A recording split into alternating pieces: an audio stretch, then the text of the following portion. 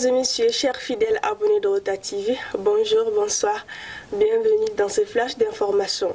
Juste avant de rentrer dans les profondeurs de nos informations, je vous propose de suivre les titres avec moi.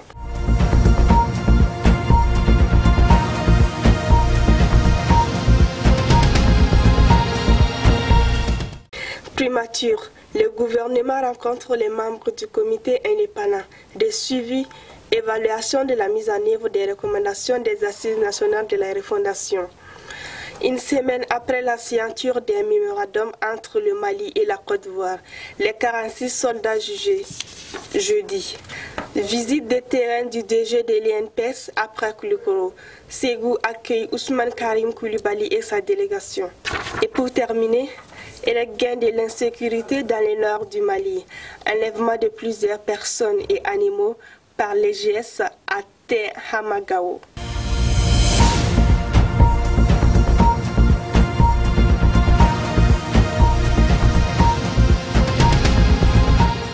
Merci d'avoir choisi Rota TV pour vous informer. Comme annoncé dans les titres, mardi le 27 décembre 2022, le comité d'indépendants dessin évaluation de la mise en œuvre des recommandations des Assises nationales de la Fondation ont été reçus par le chef du gouvernement, Dr Choguel Kokalamaïga, à la primature en présence des membres de son gouvernement. L'objectif général de la dite rencontre selon le comité de suivi des ANR était de venir partager avec le gouvernement de la transition la grille d'évaluation mise au point par les membres du comité indépendant de suivi d'évaluation de la mise en œuvre des recommandations des Assises nationales et de la refondation. Ensuite, l'affaire des 46 soldats ivoiriens arrêtés à Bamako pour mercenariat pourrait connaître son épilogue lors d'une assise spéciale qui se tiendra jeudi à la cour d'appel de Bamako. À cette occasion, ces soldats pourraient recouvrer la liberté et rentrer dans leur pays pour passer les fêtes de fin d'année auprès de leur famille. La tenue de cette assise survient une semaine après la signature d'un mémorandum pour la libération de ces soldats entre le ministre des Affaires étrangères et de la coopération internationale, Abdoulaye Diop, et le ministre de la Défense de la Côte d'Ivoire, Téné Ibrahim Ouattara, sous l'égide de la médiation togolaise. Ensuite, les visites du terrain du directeur général de l'Institut national de prévoyance sociale continent. Après Koulikoro, 21 décembre 2022, c'était le tour des Ségou d'accueillir M. Ousmane Karim Koulibaly et sa délégation le lendemain.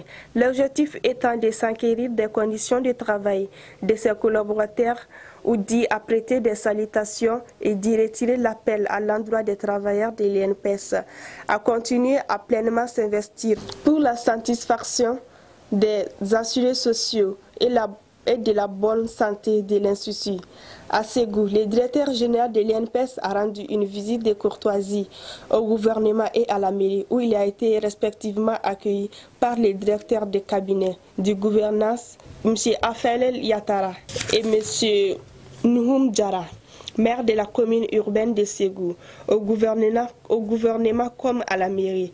Le DG de l'INPS a tenu des mots de remerciements et de reconnaissance en réponse au bon rapport entre ces structures et la direction régionale de l'INPS. Et pour terminer, les faits se sont reproduits le lundi 26 décembre 2022. Derrière après de Tehama, localité relevant du cercle d'Assongo, dans la région de Gao, plusieurs personnes et des animaux ont été enlevés par des terroristes de l'État islamique au Grand Sahara. Au moment de leur rapt, ils fuguaient la zone pour trouver refuge ailleurs. Selon nos sources, l'acte mené par les terroristes de l'EGS pourrait être en représailles à l'opération effectuée par l'armée à Tehama récemment. En effet, au cours de cette opération, les militaires auraient neutralisé plusieurs terroristes et ont capturé des dizaines d'autres. Et voilà, c'est la fin de ce flash d'informations. Merci à vous de l'avoir suivi. On se donne rendez-vous en 2023. Et je vous souhaite une bonne fête de fin d'année. Soyez prudents et prenez soin de vos proches. Qu'Allah bénisse le Mali.